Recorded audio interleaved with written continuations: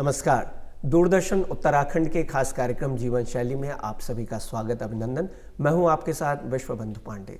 दर्शकों, जैसा कि आप सभी जानते हैं कि जीवन शैली कार्यक्रम में हम उन विषयों पर बातचीत करते हैं जो कहीं ना कहीं हमारी जीवन शैली, लाइफस्टाइल को प्रभावित करते हैं और उससे संबंधित होते हैं।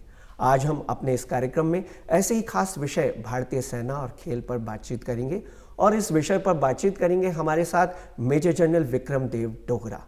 लेकिन सबसे पहले आइए जानते हैं उनके बारे में। जम्मू कश्मीर के उधमपुर जिले के एक प्रतिष्ठित सैन्य परिवार में जन्मे मेजर जनरल विक्रम डोगरा ने दुनिया की सबसे कड़ी और मुश्किल प्रतिस्पर्धाओं में से एक आयरन मैन को पूरा किया है। वे जनरल रैंक के दुनिया के पहले ऐसे सैन्य अधिकारी हैं जिन्होंने आयरन मैन प्रतियोगिता को पूरा कर अपने नाम एक रिकॉर्ड दर्ज किया है। आयरन मैन एक ट्रायथलॉन है जिसे हर वर्ष वर्ल्ड ट्रायथलॉन कॉरपोरेशन की ओर से आयोजित किया जाता है। ऑस्ट्रिया में संपन्न हुई इस प्रतियोगिता के सभी टास्कों को मेजर जनरल विक्रम डोगरा ने 14 घंटे और 21 मिनट में पूरा कर किया, जबकि इस प्रतियोगिता को पूरा करने का अधिकतम समय 17 घंटे का होता है। उन्होंने 3.8 किलोमीटर तक की स्विमिंग, 180 किलोमीटर तक साइकिलिंग और 42.2 किलोमीटर तक लगातार रनिंग करके इस प्रतियोगिता में जीत हासिल की। मेजर जनरल विक्रम डोगरा अपने छात्र जीवन से ही अत्यंत प्रतिभाशाली रहे हैं। नेशनल डिफेंस एकेडमी व भारतीय सैन्य अकादमी में इन्होंने अनेक पदक जीतकर अपनी प्रतिभा, लगन व कठोर परिश्रम का परचम लहराया है। भारतीय सैन्य अकादमी में जेंटलमैन कैडेट के रूप में प्रथम स्थान प्राप्त कर इन्होंने शॉर्ड ऑफ ऑनर और राष्ट्रपति स्वर्ण पदक प्राप्त किया है। सर, आपका स्वागत है, अभिनंदन है दूरदर्शन उत्तराखंड के स्टूडियो में। Thank you so much. जैसा कि आज का हमारा कार्यक्रम जीवन शैली कार्यक्रम के अंतर्गत हम भारतीय सेना व खेल पर बातचीत कर रहे हैं। सर, व्यक्ति की उपलब्धियां उसकी जीवन शैली से जुड़ी हुई होती हैं और जीवन शैली का उसकी उपलब्धियों पर काफ़ी असर देखने को मिलता है। आपने एक्सेप्शनल रियर फीट्स को प्राप्त किया है और बहुत सारी अचीवमेंट्स आपने प्राप्त किए हैं, तो हमारे दर्शक आपकी जीवन शैली, आपकी लाइफस्टाइल के बारे में जानना चाहेंगे। मैं एक फौजी परिवार में पैदा हुआ था 1961 में, और उस समय मेरे फादर उधमपुर उनकी पोस्टिंग थी जी। और उसके बाद उनकी ट्रांसफ़र होती रही, जैसे कि फ़ौज में होते हैं प्लेस टू प्लेस। और दिल्ली में मैंने अपना फर्स्ट स्कूलिंग शुरू किया, तो दिल्ली में 6 साल मैं पढ़ा। और उस समय उन्होंने मेरे को ऐसे स्कूल में डाला था जिसमें हॉस्टल था, मगर जब तक उनकी पोस्टिंग आई वहाँ से, उस स्कूल में वो हॉस्टल बंद हो गया, तो इसलिए मेरे को वो स्कूल छोड़ के उनके साथ जाना पड़ा। और फिर 1-2 और शहर में स्कूलिंग करने के बाद फिर मैं मसूरी में गया, सेंट जॉर्जेस कॉलेज में, जहाँ पे हॉस्टल था। और फिर वहीं से मैंने एनडीए की तैयारी की और एनडीए में मैंने एग्ज़ाम दिया, क्लियर किया, एनडीए को ज्वाइन कर लिया 1978 जनवरी में जी। और उसके बाद 3 साल एनडीए होती है, 1 ईयर आईएमए की ट्रेनिंग थी, और वो करने के बाद मैं कमीशन हुआ एज अ सेकेंड लेफ्टिनेंट।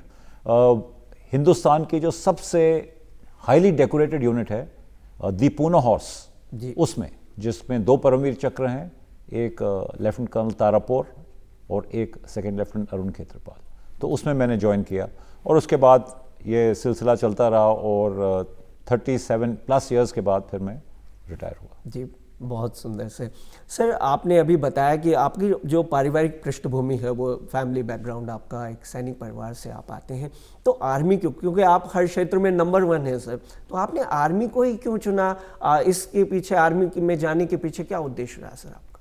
वैसे कोई ऐसा स्पेसिफिक उद्देश्य नहीं था, मगर जब से मैं बच्चा था तो मैं अपने फादर से बहुत प्रभावित था। मैं उनको देखता था यूनिफॉर्म में, उन्होंने जितने जंग हुए सब में हिस्सा लिया। 62 की लड़ाई हुई चाइना के साथ, 65 की पाकिस्तान, अगेन 71 में, तो उनको मैंने ये सब युद्धों में देखा जाते हुए, तो उसके काफ़ी प्रभाव मेरे ऊपर पड़ा, उनके लाइफस्टाइल से मेरे ऊपर प्रभाव पड़ा।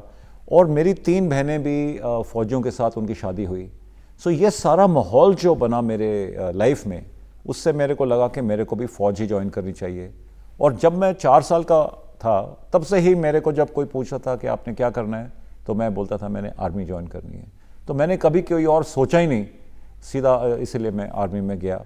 और एक वो जज्बा बनता है कि मैं भी ज्वाइन करूं, मैं भी कुछ देश के लिए करूं, तो ये सब चीज़ें लेके मेरे को फिर मैंने आर्मी ज्वाइन की। जी सर, आप सभी के लिए प्रेरणा स्रोत हैं सर।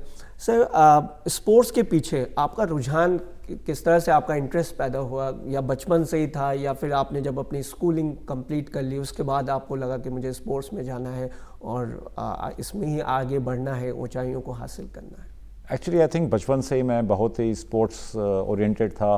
मेरे फादर बहुत अच्छे स्पोर्ट्समैन थे। इनफैक्ट उनके टाइम में वो नॉर्दर्न इंडिया बॉक्सिंग चैम्पियन थे और वो शूटिंग में भी बहुत माहिर थे। तो उन्होंने मेरे को ये सब सिखाया, शूटिंग भी सिखाई, स्पोर्ट्स में उन्होंने मेरे को काफ़ी कोचिंग दी, स्विमिंग सिखाई। और जहाँ मैं दिल्ली में रहा एज अ चाइल्ड, वहाँ पे माहौल ही ऐसा था कि रोज़ शाम को हम जाते थे खेलने, 3-4 घंटे खेल के आते थे। तो आई थिंक वहीं से कुछ मेरे अंदर ऐसी चीज़ें आई जो मेरे को स्पोर्ट्स की तरफ इंक्लाइन करती गई। और इसलिए मैंने जब आर्मी ज्वाइन की, उस समय भी मैं गेम खेलता था आर्मी के अंदर। And towards the end of my career जब ये आयरन मैन मैंने किया, तो ये लास्ट ईयर में था जो मैं फौज में था, तो प्रोबेबली यही एक कारण था कि मेरी इंक्लिनेशन स्पोर्ट्स की तरफ रही। जी सर। सर, ये आयरन मैन जो आपने पूरा किया, ट्रायथलॉन, ये ट्रायथलॉन क्या है? क्योंकि हमारी जो दर्शक होते हैं ग्रामीण क्षेत्रों से, शहरी क्षेत्रों से, दोनों ही तरह के दर्शक हमारे इस कार्यक्रम से जुड़े हुए हैं, तो ट्रायथलॉन क्या है, इसके बारे में हम जानना चाहेंगे। तो जैसे ये शब्द इंग्लिश का है ट्रायथलॉन, जी। इसका मतलब 3 चीज़ें होती हैं इसमें। जी। सबसे पहली चीज़ इसमें आपको स्विमिंग करनी होती है, और फिर साइकिलिंग एंड फिर रनिंग। तो मगर जो आयरन मैन ट्रायथलॉन है, इसका फॉर्मेट जो है वो विश्व में ऐसा है कि सबसे मुश्किल एक दिन का कोई इवेंट अगर हो, एंड्योरेंस इवेंट, तो वो आयरन मैन ट्रायथलॉन है। और इसमें आपको 3.8 किलोमीटर्स की स्विमिंग करनी होती है पहले, जो कि समुद्र में होती है जी। उसके बाद 180 किलोमीटर की साइकिलिंग करनी है आपको, और इस 180 में आपको हाइट भी गेन करते हो आप, तकरीबन 5 से 6 हज़ार फुट। ये करने के बाद आपको 42.2 किलोमीटर्स की रनिंग करनी है, और ये तीनों इवेंट आपको बैक टू बैक बिना कोई गैप के ख़त्म करने हैं 17 घंटे के अंदर अंदर। तो इसीलिए इसको आयरन मैन चैलेंज बोलते हैं। और ये वर्ल्ड आयरन मैन ट्रायथलॉन चलाती है कई अलग अलग देशों में। अभी इंडिया में ये स्टार्ट नहीं हुआ, मगर मोस्टली यूरोप में और अमेरिका एंड ऑस्ट्रेलिया में होता है इसका। जी सर। सर, जैसा कि आपने बताया कि इसमें तीनों चीज़ें, रनिंग, स्विमिंग और साइकिलिंग इसमें होती है। स्विमिंग, साइकिलिंग एंड रनिंग, इस ऑर्डर में। इस ऑर्डर में, ये जो ऑर्डर है इसका, तो इसलिए इसे ट्रायथलॉन कहा जाता है, और तभी इसको ये टर्म मुझे लगता है दिया गया है, triathlon. Correct. Sir, in sports में या आप जब गए, तो आजकल हमें देखने को मिलता है कि जो आज के यंगस्टर्स हैं वो ज़्यादातर मनी ओरिएंटेड गेम्स जो हैं, ज़्यादातर क्रिकेट की ओर या और गेम्स की ओर उनका ध्यान रहता है। तो हमें ऐसा क्या कुछ करना चाहिए जिससे हम इस तरह के इवेंट्स के लिए, इस तरह के स्पोर्ट्स के लिए अपने जो यंगस्टर्स हैं उन्हें प्रेरित कर सकें, मोटिवेट कर सकें? तो मैं समझता हूँ कि अगर आप स्पोर्ट्स में रुचि रखते हो तो आप ऐसे स्पोर्ट को फॉलो करोगे जिसका आपके ऊपर प्रभाव पड़ा है।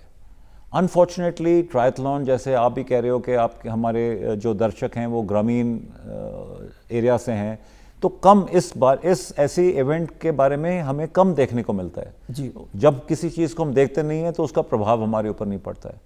मगर अभी रिसेंटली ये ट्रायथलॉन जो है ये बहुत पॉपुलर हो रही है, एटलीस्ट शहरों में जी, और मिड साइज़ और छोटे शहरों में भी।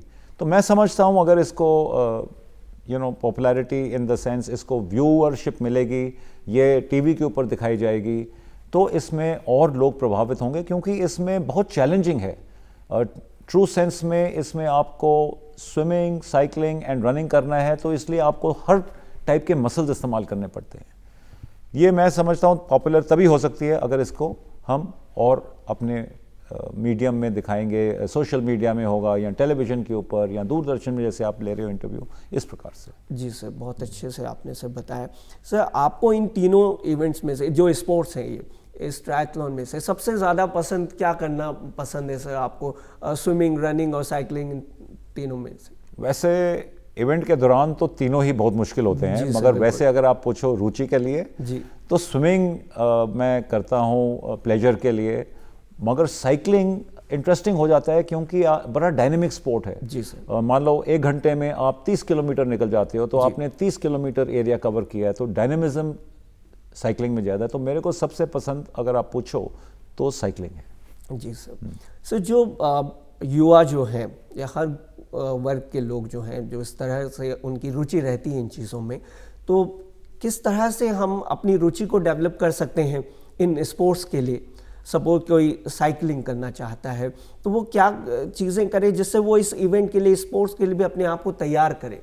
किस तरह से वो फिट रह सकता है? एक्चुअली मैं समझता हूँ सबसे पहले उसका मकसद जी, ये इवेंट या कोई भी स्पोर्ट किस लिए वो कर रहा है उससे स्टार्ट होता है। जी, ज़्यादा से ज़्यादा लोग आजकल क्या कर रहे हैं कि अपने आप को चैलेंज देने में पसंद करते हैं। जॉब में बहुत स्टडी रूटीन होती है, घर पे भी स्टडी रूटीन हो जाती है कुछ अरसों के बाद, तो लोगों की लाइफ में जब चैलेंज खत्म होते हैं जी बिल्कुल, इसलिए वो देखते हैं कि अभी मैं ऐसी क्या चीज़ करूं जिसमें मेरे को चैलेंज मिले। तो आपने देखा होगा बहुत लोग आजकल मैराथन भागना शुरू करते हैं क्योंकि मैराथन एक पार्टिसिपेटिव स्पोर्ट है। बिल्कुल। पहले हम क्या करते थे, क्रिकेट देखो, वो है स्पेक्टेटर स्पोर्ट, 11 लोग देख रहे हैं, हजारों 11 खेल रहे हैं, हजारों देख रहे हैं। मैराथन में उल्टा है, हजारों भाग रहे हैं और देखने वाले बहुत कम होते हैं। सो ये पार्टिसिपेटिव स्पोर्ट्स जैसे मैराथन है, साइकिलिंग है, ट्रायथलॉन है, इसमें लोग अपने आप को चैलेंज कर सकते हैं। और इसलिए अगर वो अपना गोल बनाए कि मैंने अपने आप को चैलेंज करना है, मैंने कुछ हासिल करना है, अभी मैं हाफ मैराथन करूं या मैं फुल मैराथन करूं या मैं ट्रायथलॉन करूं, तो उससे उनकी मोटिवेशन भी बनेगी। जब आपने अपने आप को गोल सेटिंग करते हो तो आपकी मोटिवेशन बढ़ती है। तो उसी तरह अगर आप गोल सेट करो फिर हार्ड वर्क करो तो मैं समझता हूँ आप ये कर सकते हैं। जी सर। सर ये इन सभी स्पोर्ट्स में ये काफ़ी ज़्यादा चैलेंजिंग है, तो आपने देखा होगा जो क्लाइमेटिक कंडीशंस हैं इंडिया की, अब जब आप बाहर गए तो वहाँ पर आपने इन तीनों के लिए किस तरह से अपने को तैयार किया, किस तरह से आपने प्रिपरेशन की इसको लेकर के? तो बहुत लोग ये क्वेश्चन मेरे को पूछते हैं और मैं एक ही जवाब देता हूँ कि अगर आप इंडिया में ये कर सकते हो तो बाहर करना आसान हो जाता है। बिल्कुल। इंडिया में हम कहते हैं बहुत पोल्यूशन है, हमारी टेम्परेचर्स, जैसे कि मैं दिल्ली में हूँ और दिल्ली में ट्रेनिंग समर में 42-43 डिग्रीज टेम्परेचर होती है।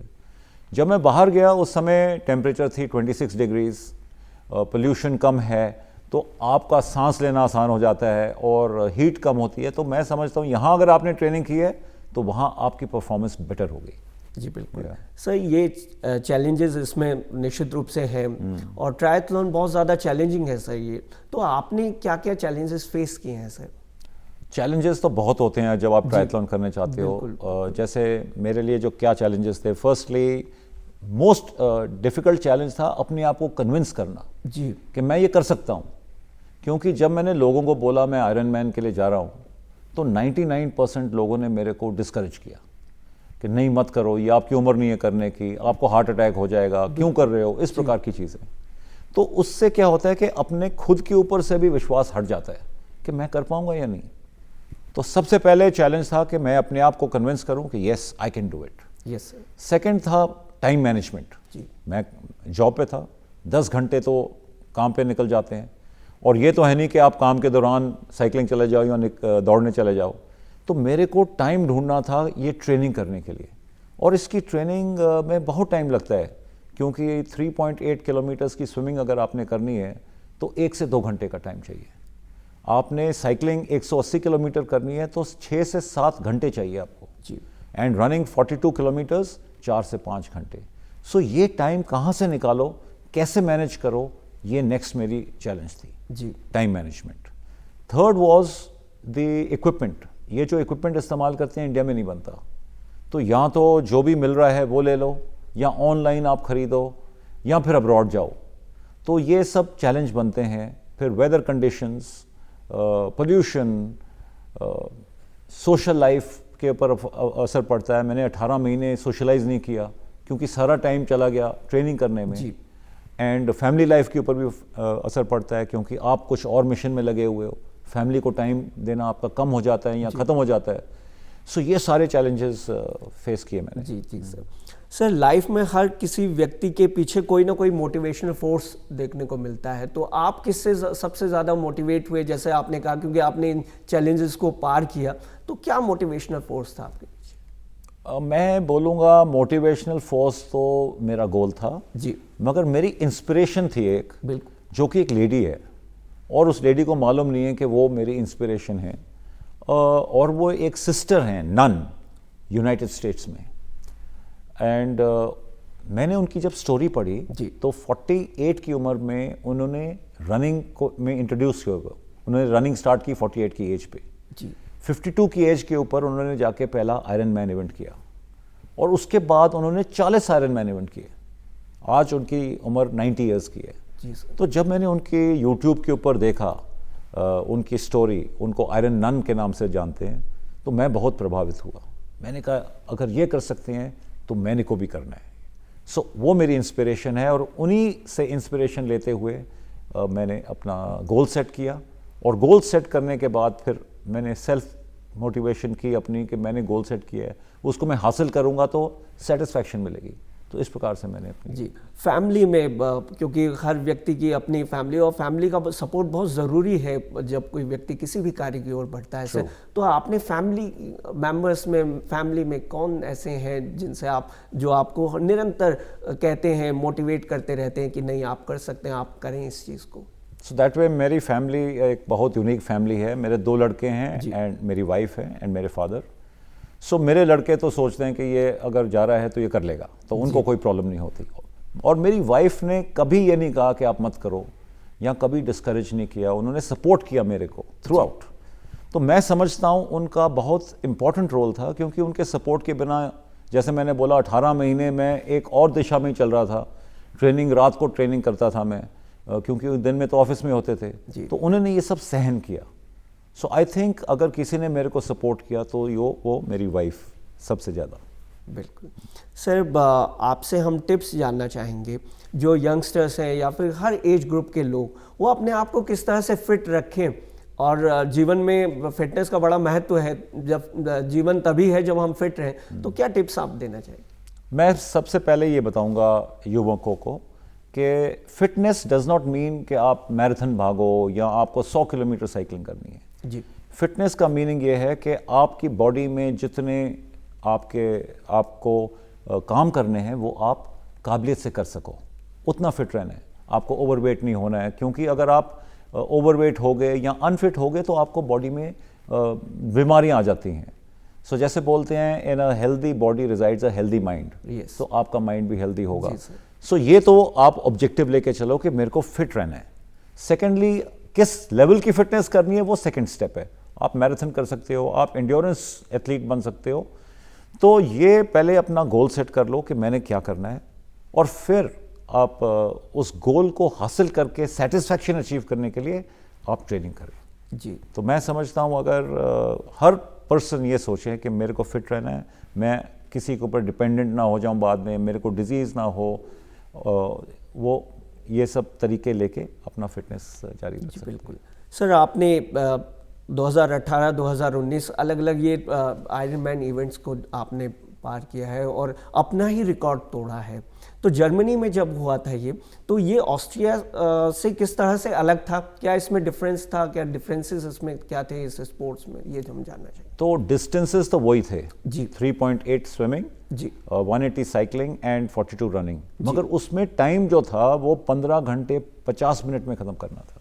जर्मनी वाले जर्मनी में। सेकेंडली वहाँ पे टेम्परेचर्स जो थी वो बहुत हाई हो गई थी जी। उस समय। ये था 28 जुलाई को, तो हीट वेव चल रही थी यूरोप में।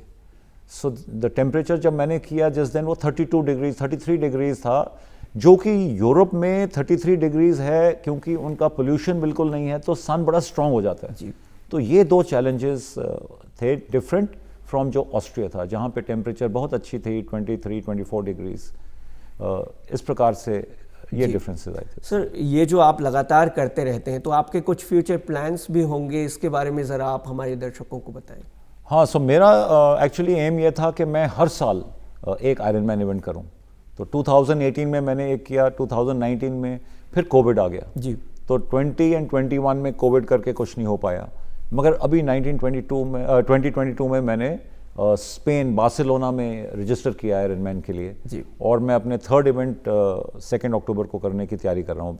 अभी मैं उसी के ऊपर ट्रेनिंग कर रहा हूँ और कोशिश कर रहा हूँ कि मैं अपना टाइम और भी बेटर कर सकूँ। जी सर। सर इन तीनों जो ये स्पोर्ट्स होते हैं इसमें रिस्क फैक्टर काफ़ी देखने को मिलता है और कहावत भी है कि फॉर्च्यून फेवर्स द ब्रेव। तो आपको क्या लगता है इसको लेकर के कि जब स्पोर्ट्स में जोखिम भी है, इस पर आप क्या कहना चाहेंगे? जैसे आपने खुद ही बोला, Fortune favours the brave. Unless आप अपने कंफर्ट जोन से बाहर निकलो एंड कुछ करो, चाहे उसमें रिस्क हो, तब तक आप कुछ हासिल नहीं कर पाओगे। इसलिए रिस्क फैक्टर तो is like a necessary feature with anything जो आप ऐसा मुश्किल करते हैं। तो रिस्क हर चीज़ में होता है, ट्रायथलॉन में भी रिस्क है। तो मैं समझता हूँ जब तक आप रिस्क नहीं उठाओगे आपको वो फल नहीं मिल पाएगा। क्योंकि मैंने देखा है ट्रायथलॉन में लोगों को हार्ट अटैक भी हो जाते हैं जी। अभी रिसेंटली साउथ अफ्रीका में ट्रायथलॉन की जो स्विमिंग थी उसमें 2 लोगों को हार्ट अटैक हुआ, उनकी डेथ हो गई वहाँ पे। सो सबसे मुश्किल स्विमिंग है, इसीलिए वो पहले करते हैं। नेक्स्ट डिफिकल्ट है साइकिलिंग, तो नंबर 2 में उसका सीक्वेंस है। एंड सबसे कम रिस्क है रनिंग, तो वो लास्ट में हम करते हैं। ऐसे ही इन्होंने डिज़ाइन किया है। और रिस्क के लिए लोग होते हैं वहाँ पे, आप अगर आपको क्रैम्प हो जाए या हार्ट अटैक हो जाए तो आपकी मदद करने के लिए लोग होते हैं वहाँ पे, मगर फाइनली वो आपकी बॉडी कैसे आपका साथ देती है या नहीं, ये आपको देखना है। सर आप जब इन चीज़ों की तैयारी करते थे तो कितना समय आप देते थे, क्योंकि आप जॉब में भी थे और आप सर्विस भी कर रहे हैं, वो भी इंडियन आर्मी में आप हैं, तो किस तरह से आपने अपने समय को टाइम मैनेजमेंट किस तरह से आप करते थे इन चीज़ों के लिए? सर जैसे मैंने बोला था, टाइम मैनेजमेंट मेरा सबसे बड़ा चैलेंज था। जी बिल्कुल। तो 10 घंटे तो जॉब में निकल जाते थे, तो मैं वापस आता था शाम को, चेंज करके मैं रात को 7 से 10 बजे तक थ्राइस अ वीक में रनिंग करता था जी। And same time twice a week में स्विमिंग जाता था। और जो साइकिलिंग है जिसमें सबसे ज़्यादा टाइम लगता है वो मैं करता था सैटरडे नाइट को। सैटरडे नाइट 2 बजे से लेकर संडे मॉर्निंग 9 बजे तक मैं साइकिलिंग करता था। और रात को मेरे को लोग पूछते भी आप रात को क्यों करते थे जी। तो मैंने जैसे एक चैलेंज बताया था कि हीट है, पोल्यूशन है, ट्रैफिक भी है सड़कों पे, तो रात को ये सब कम हो जाता था। तो I could overcome those challenges रात को करके। सो इस प्रकार से मैंने टाइम मैनेजमेंट किया। Monday to Friday 5 day week में मैं शाम को running and swimming, and Saturday जो कि रात थी उसमें साइकिलिंग, और फिर संडे को रिलैक्स करना ताकि मैं रिकूप कर पाऊँ जी। एंड अगले हफ्ते के लिए मैं तैयारी कर सकूँ। जी सर, जैसा कि हम उत्तराखंड में हैं, यहाँ की भौगोलिक परिस्थितियाँ जो हैं, जोग्राफिकल कंडीशंस काफ़ी अलग होती हैं, काफ़ी चैलेंजिंग होती हैं। तो जो युवा इन इवेंट्स के लिए तैयारी करना चाहते हैं या आगे जाना चाहते हैं, या किसी भी एज ग्रुप के लोग, तो उनके लिए आप क्या कहना चाहेंगे? वो किस तरह से अपने आप को तैयार करें, प्रिपरेशन किस तरह से करें? आई थिंक हमारे यहाँ पे जो कंडीशंस हैं वो आइडियल हैं कोई भी एंड्योरेंस इवेंट के लिए। फौज में हमारी क्रॉस कंट्री होती है और देखा गया है कि हमेशा जो टीम जीतती है वो गढ़वाल रेजिमेंट की होती है जी। क्योंकि उनकी जो फिजिकल बिल्ट है जी। और उनकी जो ट्रेनिंग वो करते हैं वो एक ऊंचे दर्जे की होती है जी। तो यहाँ पे जैसे मैंने बोला कि जब साइकिलिंग में 5 से 6 हज़ार किलोमीटर फीट हमने एलिवेशन गेन की, तो हमारे पास यहाँ है पहाड़, तो आप प्रैक्टिस कर सकते हो उसकी।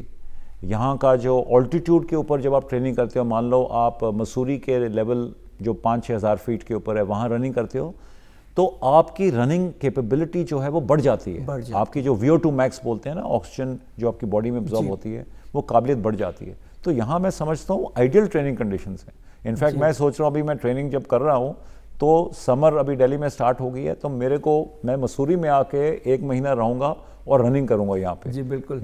सो वहाँ पे ऑक्सीजनेटेड जो हमारी ब्लड सेल्स हैं उनमें काफ़ी ऑक्सीजनेटेड हो जाते होंगे। सर आज आपने देखा होगा कि विश्व में आपने अप्रतिम स्थान प्राप्त किया है और इतना हम सभी को, हर भारतवासी को आप पर गर्व है। तो वो पल, वो किस तरह से आपने महसूस किया, क्या आपकी फीलिंग थी जब आपको आयरन मैन के खिताब से नवाजा गया? एक्चुअली जब मेरा इवेंट हुआ तो बहुत ही भावुक हो जाते हैं हम जी। क्योंकि मैंने 18 महीने ये सोचा था कि मैं आयरन मैन बनूंगा और मेरे को, जैसे मैंने आपको बताया, 99% लोगों ने बोला था ये मत करो जी, आपकी उम्र नहीं है ये करने की, क्योंकि मैं 58 ईयर्स का था उस समय। तो वो कह रहे थे आपकी उम्र नहीं है ये करने की, आपको हार्ट अटैक हो जाएगा आप। तो जब मैंने ये हासिल किया तो मेरे को बहुत सेटिस्फेक्शन हुई कि मैंने वो कर दिखाया जिसके ऊपर मैंने अपनी नज़र रखी थी, डिस्पाइट लोगों के बोलने से कि आप ऐसा मत करो। तो बहुत ही भावुक सी फीलिंग होती है, इनफैक्ट आंसू आ जाते हैं आंखों में, उस समय आए थे मेरे इस प्रकार से। जी सर, आप आए, आपने अपना अमूल्य समय हमको दिया और आपके जो आगे के फ्यूचर प्लान्स हैं उसके लिए हम आपको बहुत बहुत शुभकामनाएं देते हैं। तो दर्शकों, ये था आज का हमारा खास कार्यक्रम जिसमें आज हमने भारतीय सेना के iron man major general Vikram Dev Dogra से आपकी मुलाकात कराई। हमें आशा है कि आपको हमारा ये कार्यक्रम ज़रूर पसंद आया होगा। आपसे फिर होगी मुलाकात कार्यक्रम के अगले अंक में। तब तक के लिए हमें दीजिए इजाज़त। नमस्कार।